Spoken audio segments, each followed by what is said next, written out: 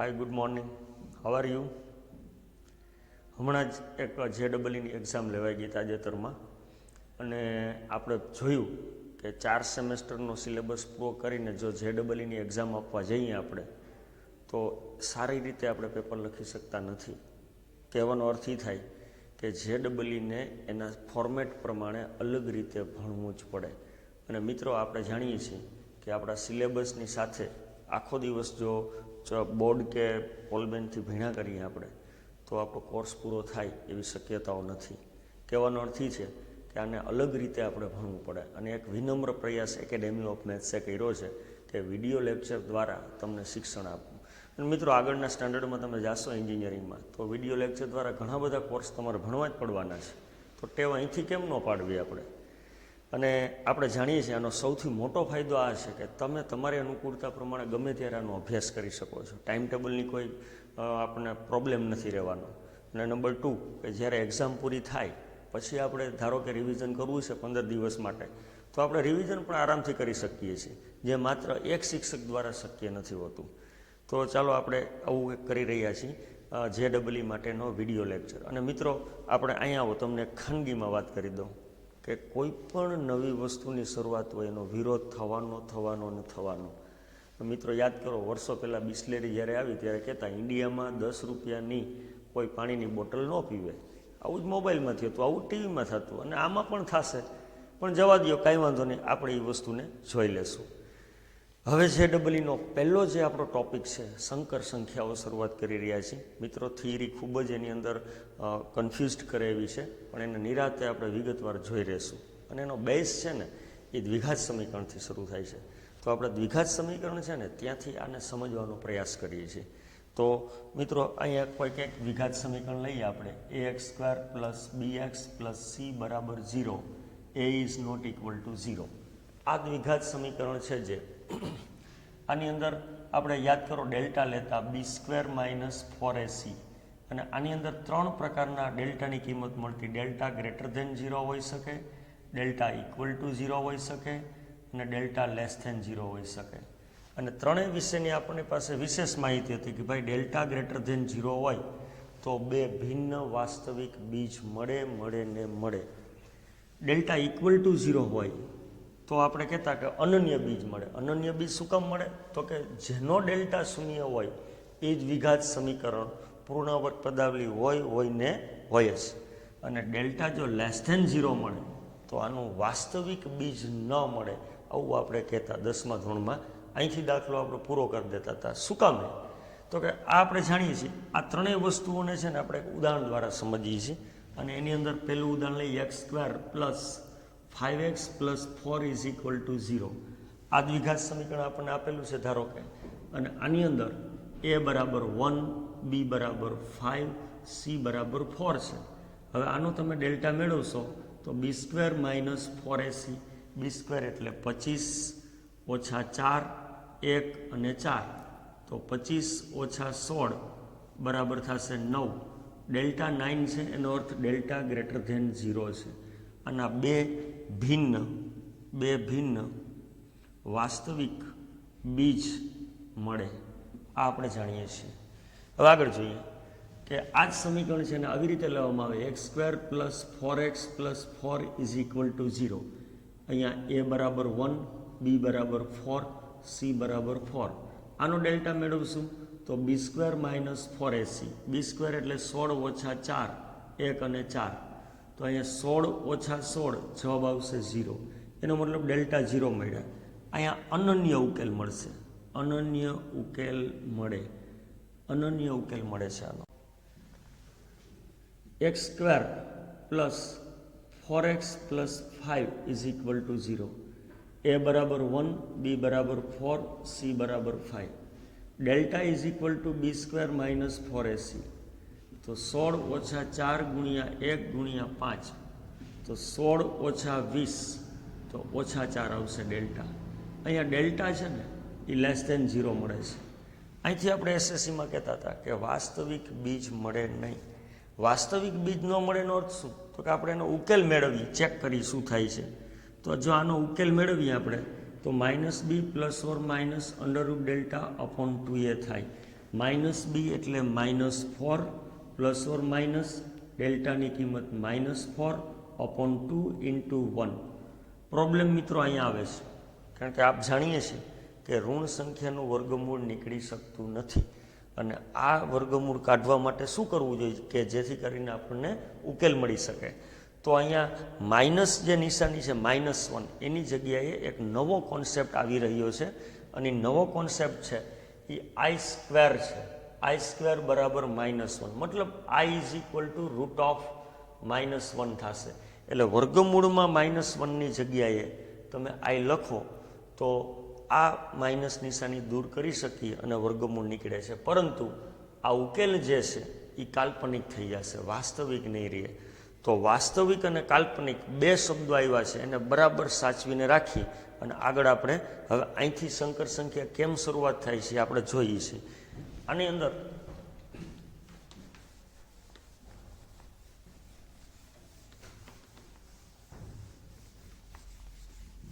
દ્વિઘાત સમીકરણના જે ઉકેલો છે, 3 ઉકેલો પરથી આપણને આઈ સ્ક્વેર છે.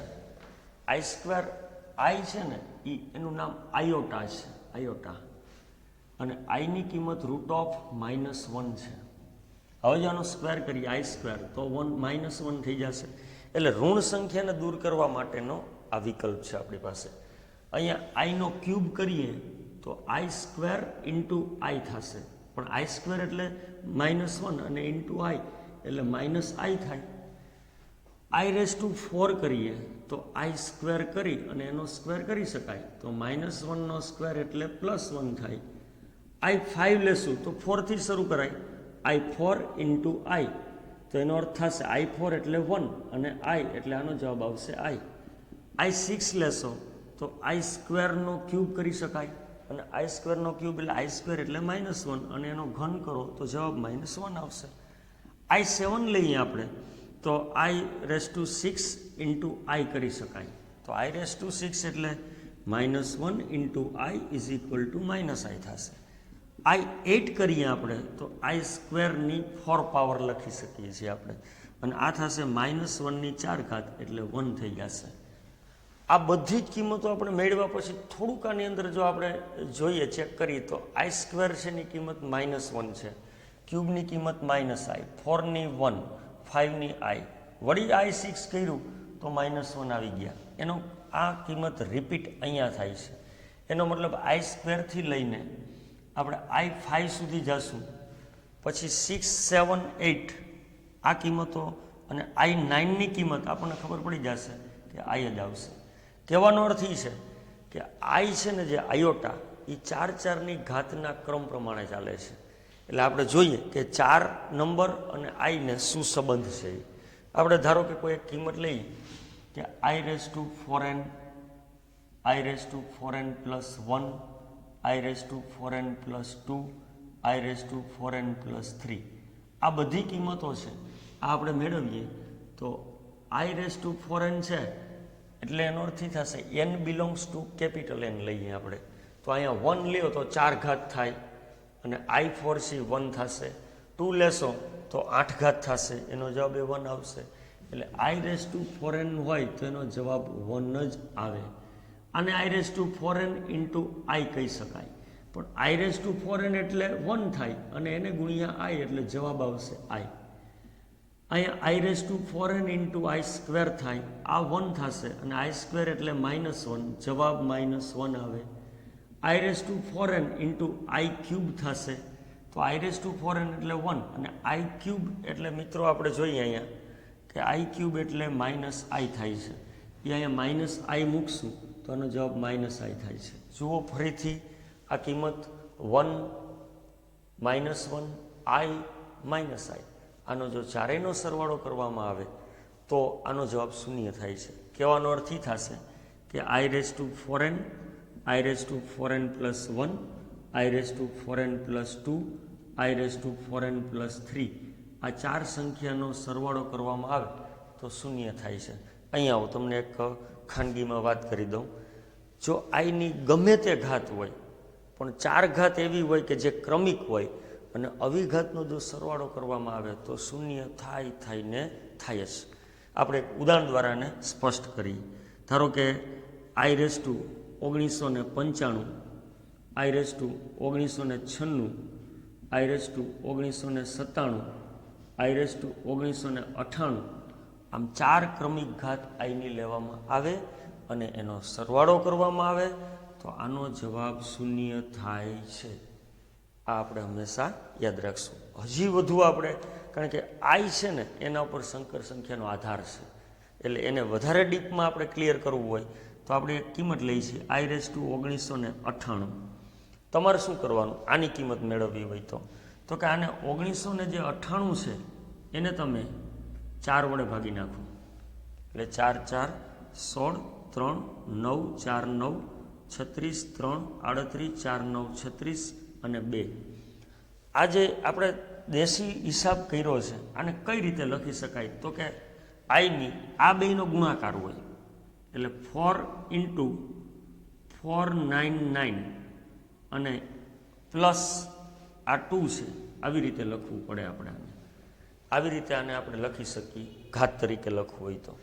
આનો અર્થ એ થશે i/4 અને કાઉન્સમાં જે હોય ને એને n કહી દો અને બાજુમાં છે ને i² આવશે. આ 2 ઘાત થશે, સરવાળો છે, ઘાતાંકના નિયમ પ્રમાણે ગુણાકાર થાય તો i/4n એટલે આપણને ખબર છે શું થવાનું છે 1, કારણ કે આપણે ઉપર જોઈ ગયા છે i/4n એટલે 1 જ થાય અને i² એટલે -1. આનો જવાબ -1 આવશે.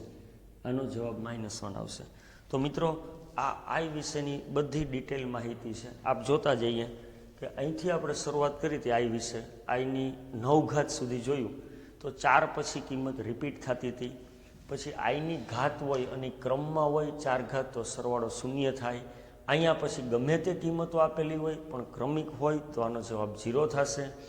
અને એક ઉદાહરણ જોઈએ કે કોઈ પણ કિંમત મેળવવી હોય તો એને 4 વડે ભાગી આ બેયનો ગુણાકાર કરી નાખો, શેષ વધે છે સરવાળો કરી નાખો, આને n કહી દો એટલે 4n થઈ જશે, એનો જવાબ 1 આવશે. બાજુમાં જે કાંઈ i² કે i³ કે i4, 5 નહીં આવે ક્યારેય, બરાબર, કારણ કે 4 વડે ભાગ ચાલી જશે. એટલે અહીંયા કાં 1 હોય, કાં 2 હોય, કાં 3 હોય. ઓકે, તો અહીંયા સ્ક્વેર છે એની કિંમત આપણને આવડે છે. આ રીતે આપણે આઈના મૂલ્યો મેળવી શકીએ છીએ. હવે આપણે એક નાનકડી નોંધ લઈ લઈએ છીએ જે આના માટે અગત્યની છે, દાખલામાં આપણને બહુ ઉપયોગી થશે. નોંધ. હવે આની અંદર i = -1/i થશે. આનું કારણ શું તો કે i² = -1, તો i × i = -1 થાય તો i = -1/i આવી જશે. તો આનાથી સાબિત કરી શકાય છે. બીજી એક નોંધ એ છે કે √−a × √−b હોય તો એને √ab કહી શકાય?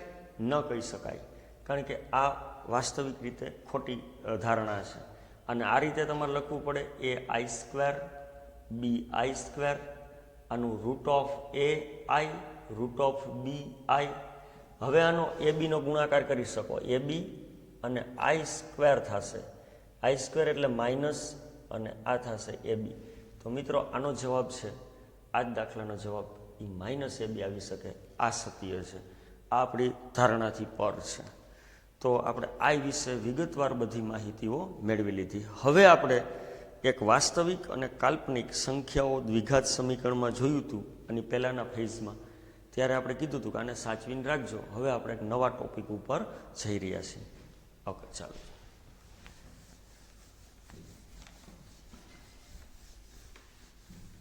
આ કિંમતો છે એનો જુદા જુદા ઉદાહરણો લઈ અને ઘરે ખૂબ જ જેટલી પ્રેક્ટિસ કરવામાં આવશે એટલી આની ઉપર કમાન્ડ આવી જશે. અને એક વખત આની આપણને પકડ આવી જાય છે ત્યારે આ સમજવું બહુ સહેલું થશે.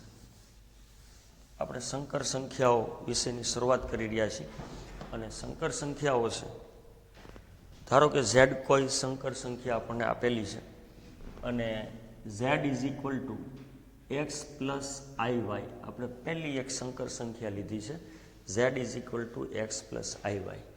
મિત્રો z સંકર સંખ્યા છે અને આ એનું સ્ટ્રક્ચર છે. એની અંદર પહેલો ભાગ છે અને સંકર સંખ્યાનો વાસ્તવિક ભાગ કહેવાય અને રિયલ પાર્ટ ઓફ z કહેવાય. અને રિયલ પાર્ટ છે અને વાસ્તવિક ભાગ કહીએ છીએ આપણે, વાસ્તવિક ભાગ છે. આ ભાગ જે છે iy આ છે ને ઇમેજિનરી પાર્ટ ઓફ ઝેડ કહેવાય, આને કાલ્પનિક ભાગ કહેવાય. કયો ભાગ છે? તો કે કાલ્પનિક ભાગ. કાલ્પનિક ભાગ. હવે વાસ્તવિક ભાગ અને કાલ્પનિક ભાગ આ બંને સાથે મળી અને એક સંકર સંખ્યાનું સ્ટ્રક્ચર બનાવે છે. તો કોઈ પણ સંકર સંખ્યા હોય એના માટેની પ્રારંભિક શરત શું? તો કે એમાં એક વાસ્તવિક ભાગ હોય, એક કાલ્પનિક ભાગ હોય. અને વાસ્તવિક અને કાલ્પનિક ભાગ પડે એના પરથી આપણે એના ભાગ પાડી શકીએ છીએ. શુદ્ધ વાસ્તવિક સંખ્યા. શુદ્ધ વાસ્તવિક સંખ્યા કોને કહેવાય? તો કે જેની અંદર કાલ્પનિક ભાગ જ ન હોય. કાલ્પનિક ભાગ એટલે y0 હોય એને આપણને શુદ્ધ વાસ્તવિક સંખ્યા કહીએ છીએ. એનો અર્થ એ થશે કે ઇમેજિનરી પાર્ટ ઓફ Z0 હોય તો એને શુદ્ધ વાસ્તવિક સંખ્યા કહેવાય. અને એને આપણે ઉદાહરણ દ્વારા સમજશું. અને શુદ્ધ કાલ્પનિક સંખ્યા આપણે લખીએ છીએ, શુદ્ધ કાલ્પનિક સંખ્યા. તો શુદ્ધ કાલ્પનિક સંખ્યાની અંદર શું થશે? તો કે x0 થશે, એનો મતલબ રિયલ પાર્ટ ઓફ Z0 થશે. અને ખાલી કાલ્પનિક સંખ્યા લખવું હોય, ખાલી કાલ્પનિક સંખ્યા, તો એની અંદર એવું છે કે ખાલી કાલ્પનિક સંખ્યા એટલે શું? તો કે કાલ્પનિક ભાગ 0 ન હોય, પછી વાસ્તવિક ભાગ ગમે તે હોય, એટલે y is not equal to 0. અને આની અંદર આપણે જો ઉદાહરણો જોઈએ તો z બરાબર 3 + 2i, z બરાબર 0 + 5i, z બરાબર -3 + 0i. આ ઉદાહરણો આ બધી સંકર સંખ્યાઓ છે, કારણ કે આમાં વાસ્તવિક ભાગે છે અને કાલ્પનિક ભાગે છે. આની અંદર જુઓ મિત્રો, વાસ્તવિક ભાગ શૂન્ય છે. વાસ્તવિક ભાગ શૂન્ય છે એનો અર્થ એ થશે કે આને શુદ્ધ કાલ્પનિક સંખ્યા કહેવાય, જે આ છે, આનો રિયલ પાર્ટ 0 છે. અને આ સંકર સંખ્યા છે એનો કાલ્પનિક ભાગ 0 છે. અને કાલ્પનિક ભાગ 0 છે એનો મતલબ એને થશે, આપણે કહેશું શુદ્ધ વાસ્તવિક સંખ્યા કહેશું, કારણ કે એનો ઇમેજિનરી પાર્ટ શૂન્ય છે. તો આ શુદ્ધ કાલ્પનિક સંખ્યા છે, આ શુદ્ધ વાસ્તવિક સંખ્યા છે, અને આ કોઈ પણ સંકર સંખ્યા છે. આના દ્વારા આપણે જોઈ શકશું. હવે આપણે આગળ વધીએ છીએ નવા ટોપિક તરફ. આઈને કોઈ પણ જે ઘાત આપેલી છે, સંકર સંખ્યાના કાલ્પનિક વાસ્તવિક ભાગ શીખી ગયા. એના પછી સંકર સંખ્યાઓની સમાનતા નામનો નવો ટોપિક આપણે શરૂ કરી રહ્યા છીએ. એને જોઈએ આપણે.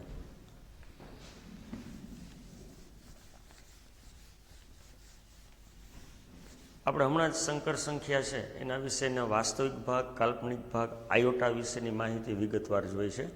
અને એનો શુદ્ધ વાસ્તવિક ભાગ, શુદ્ધ કાલ્પનિક ભાગ, શુદ્ધ વાસ્તવિક સંખ્યા કોને કહેવાય એ પણ જોયું છે. અને અહીંયા હવે ખાનગીમાં એક ઉદાહરણ તમને આપી દઉં. z is equal to 0 + 0i, z is equal to 0 + 0i. આને શુદ્ધ વાસ્તવિક અને શુદ્ધ કાલ્પનિક સંખ્યા કહેવાય છે. ઓકે, આ એનું એક ખૂબ જ અગત્યનું ઉદાહરણ હતું. અને હવે આપણે સંકર સંખ્યાઓની સમાનતા વિશે માહિતી મેળવી કે સમાન સંકર સંખ્યાઓ ક્યારે કહેવાય.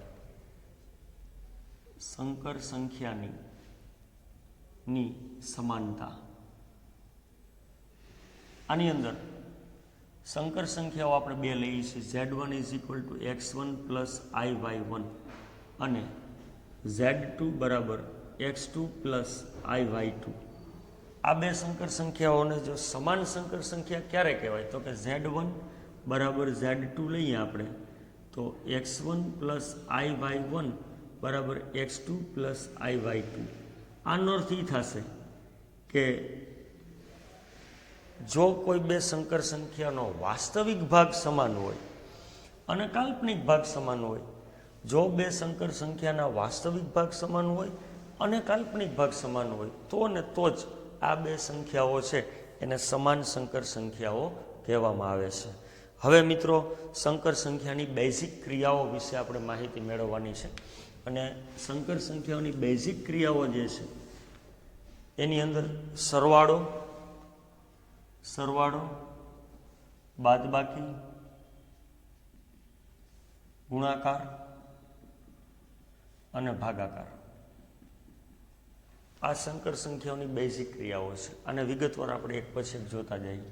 ધારો કે કોઈ બે સંકર સંખ્યાઓ છે x1 + iy1 અને z2 બરાબર x2 + iy2. આ બે સંકર સંખ્યાઓ છે એનો મારે સરવાળો કરવો હોય તો z1 + z2 તો x1 + iy1 plus x2 plus iy2 લઈએ અને આની અંદર આ બે વાસ્તવિક ભાગ છે એનો સરવાળો કરીએ x1 plus x2 plus y1 plus y2 અને i આ બે સંકર સંખ્યાનો સરવાળો થઈ ગયો. કહેવાનો અર્થ એ થશે કે કોઈ પણ બે સંકર સંખ્યાનો સરવાળો કરવો હોય તો એના વાસ્તવિક ભાગનો સરવાળો કરવાનો અને કાલ્પનિક ભાગનો સરવાળો કરવાનો. આને આપણે એક ઉદાહરણ દ્વારા સમજી લઈએ.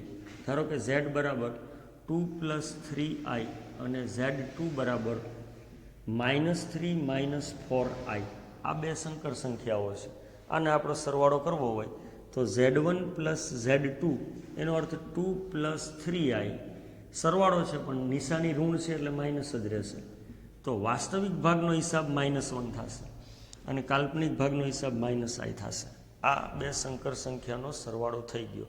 હવે આના એક બે સાદા ગુણધર્મો છે એ પણ જોઈ લઈ.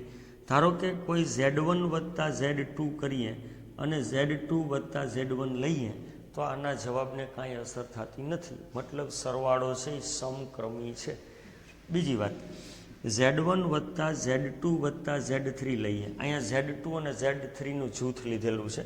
એને બદલે અહીંયા z1 વત્તા z2 કરી અને z3 કરશું તો પણ આના જવાબને કાંઈ અસર થવાની નથી. એનો મતલબ જૂથના નિયમનું પાલન કરે છે.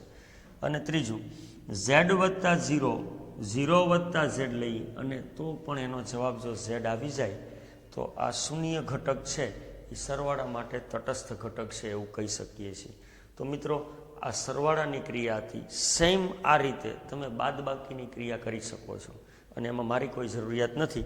કારણ કે બે સંકર સંખ્યાની બાદબાકી એટલે શું? તો કે બેયના વાસ્તવિક ભાગની બાદબાકી અને બંનેના કાલ્પનિક ભાગની બાદબાકી.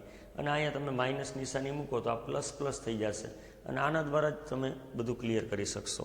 હવે નવી વાત છે આની અંદર ત્રીજી બેઝિક ક્રિયા ગુણાકાર.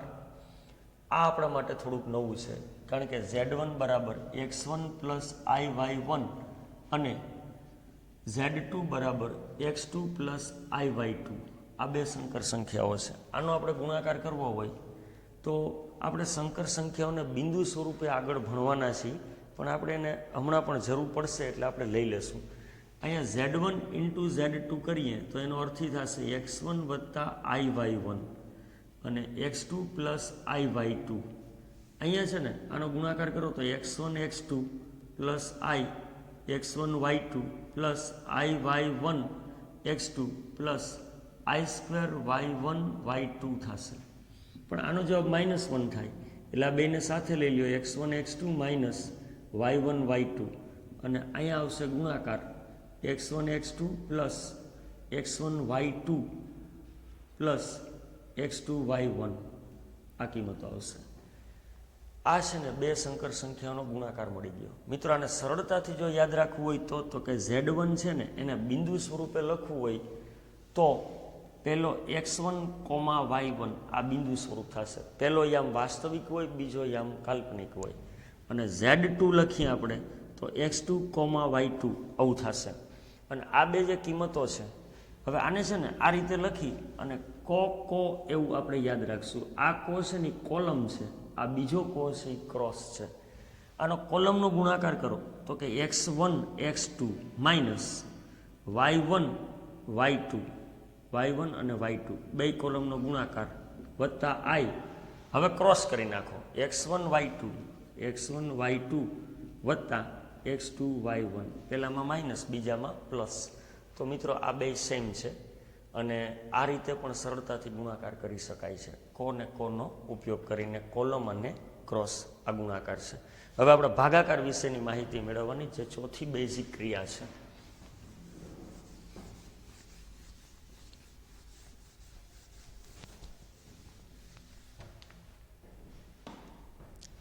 આની અંદર z1 બરાબર x1 પ્લસ iy1 અને z2 બરાબર x2 પ્લસ iy2 છે. તો z1 ભાગ્યા z2 કરવું હોય તો આની અલગ આનો હિસાબ કરી શકીએ છીએ આપણે અનુબદ્ધ કરણી લઈને. પણ એના કરતાં z માટે આ વધુ સરળ રસ્તો છે. z1 ઇન્ટુ 1/z2 કરી શકાય અને z1 છે આ z2ને જો અંશમાં લઈ જાવ હોય તો z2ની -1 ઘાત થાય. એટલે z1 ભાગ્યા z2 એટલે શું? તો કે z1 ઇન્ટુ Z2ની -1 ઘાત થાય. એટલે કોઈ પણ દાખલો ગણવો હોય તો Z2 છે, ધારો કે આપણે એક કિંમત આપી દીધી છે. એક દાખલાનું ઉદાહરણ લઈએ. Z1 બરાબર 3 + 2i અને Z2 બરાબર 5 - 3i.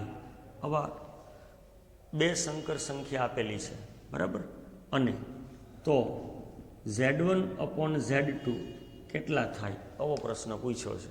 તો મારે પહેલાં શું કરવું પડે, તો કે Z2નો ઇન્વર્સ મેળવવો પડે, અને આપણે મેળવી છે. હવે Z2 ઇન્વર્સ એટલે 1/Z2 થાય, અને 1/Z2 એટલે 5 - 3i. આને આપણે અનુબદ્ધ સંકર સંખ્યા જે આપણે આગળ ભણવાના છીએ એ લઈ લેશું. વિરુદ્ધ નિશાનીવાળા પદ વડે ગુણી અને ભાગી નાખવાનું, કારણ કે છેદમાં i હોઈ શકે નહીં. તો અહીંયા થશે 5 + 3i, અહીંયા 25 ઓછા 9 અને i² એટલે -1, એટલે 25 વત્તા 9 એટલે 5 + 3i અને 25 ને 9 34 થશે. તો 5/34 અને 3/34i આ Z2 ઇન્વર્સ મળી ગયો. મિત્રો હવે તમારે કાંઈ નથી કરવાનું. Z1/Z2 એટલે Z1 ગુણ્યા Z2ની -1 ઘાત. તો Z1ની કિંમત આપણે હમણાં લીધી હતી 3 + 2i, આ Z1 છે, અને 5/34 3/34i આ Z2 ઇન્વર્સની કિંમત છે, જે આપણે હમણાં જ મેળવી લીધી છે. ઓકે, હવે આનો ગુણાકાર કરી નાખો. 15/34 9/34i 10i/34 6i²/34. પણ આ i² -1 થશે, એટલે અહીંયા 15/34 ઓછા 6/34 થશે. અને અહીંયા i કોમન લઈ લઈએ આ બંનેમાં, તો 9 + 10/34 થશે.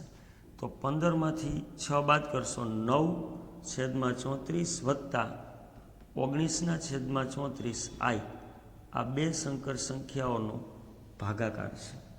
તો આ રીતે આપણે ભાગાકારની ગણતરી કરી શકીએ છીએ. વધુ 1-2 ઉદાહરણો આપણા પેમ્પલેટની અંદર આપેલા છે, એની તમે ઘરે પ્રેક્ટિસ કરીને વધુ આની અંદર આપણે ક્લિયર થઈ જાય આ ટૉપિક, એવી રીતે આગળ તમારે ભણવાનું. તો મિત્રો આ 4 બેઝિક ક્રિયાઓ હતી, અને હવે પછીનો આપણો ટૉપિક છે 4 બેઝિક ક્રિયાઓ પછીનો, એ આપણે આગળ જોઈએ.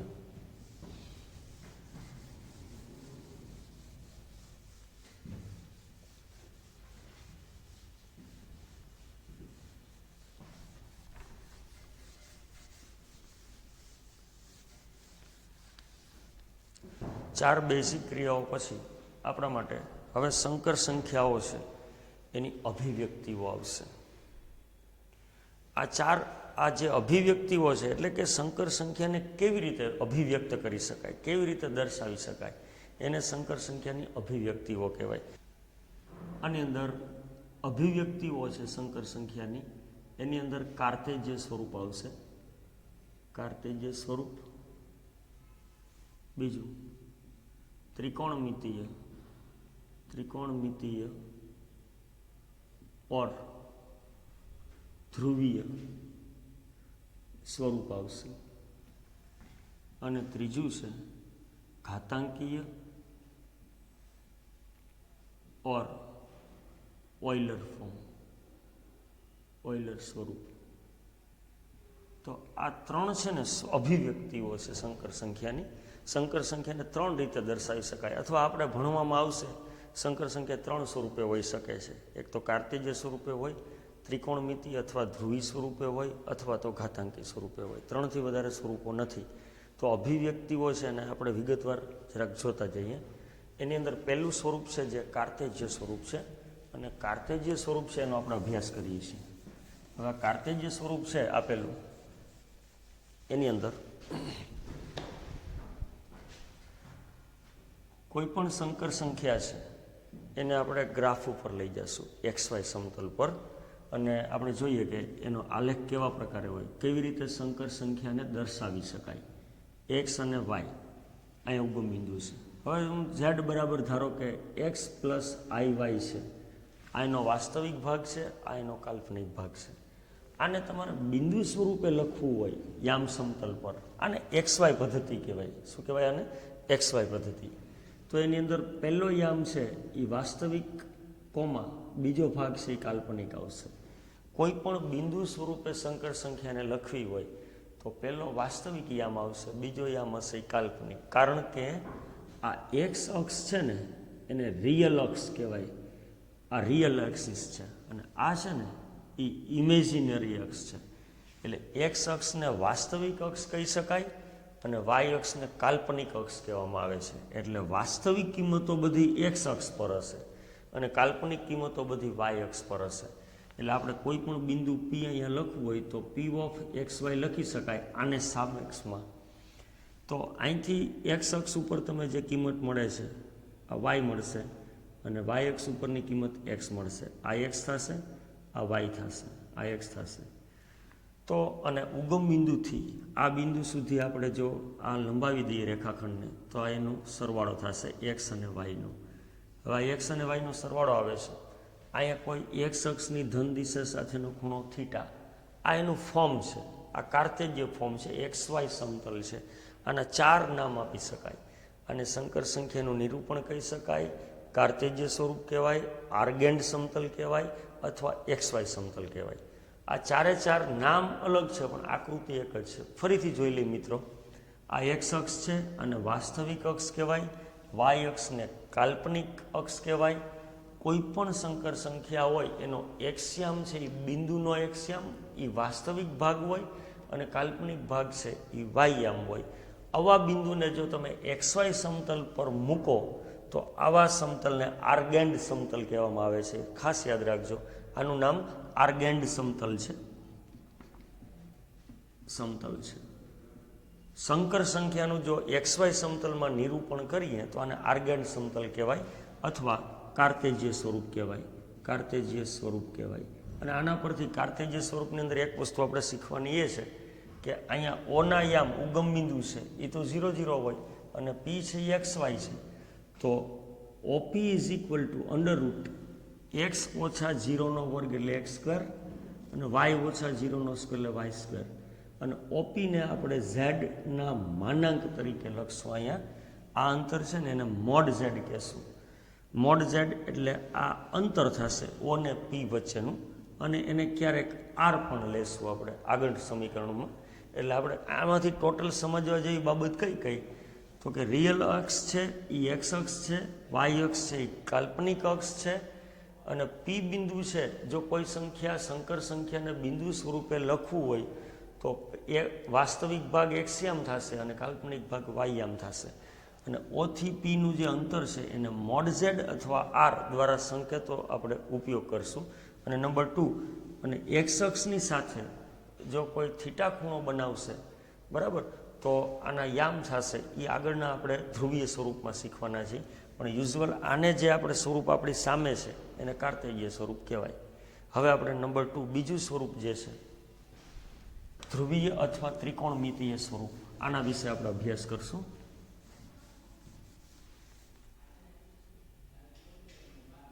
त्रिकोणमितीय और ध्रुवीय स्वरूप वाय છે. હવે આપણે આ જ આકૃતિનો ઉપયોગ કરશું આ ઉદાહરણની અંદર પણ, એટલે આકૃતિ બદલાવી નહીં પડે. આની અંદર વિશેષ એ જોઈએ કે આ કાટકોણ ત્રિકોણ થશે અને થીટાનો ઉપયોગ કરીએ તો tan theta is equal to y upon x થાય, અને આના પરથી theta is equal to tan inverse y upon x કહી શકાય. અને આ થીટાને આર્ગ્યુમેન્ટ ઓફ ઝેડ પણ કહી શકાય થીટા, અને એને tan inverse y upon x. આ આપણે આગળ ટોપિકમાં વિગતવારનો અભ્યાસ કરવાના છીએ. અહીંયા આપણે કોઈ સાઇન થીટા હું લઉં છું.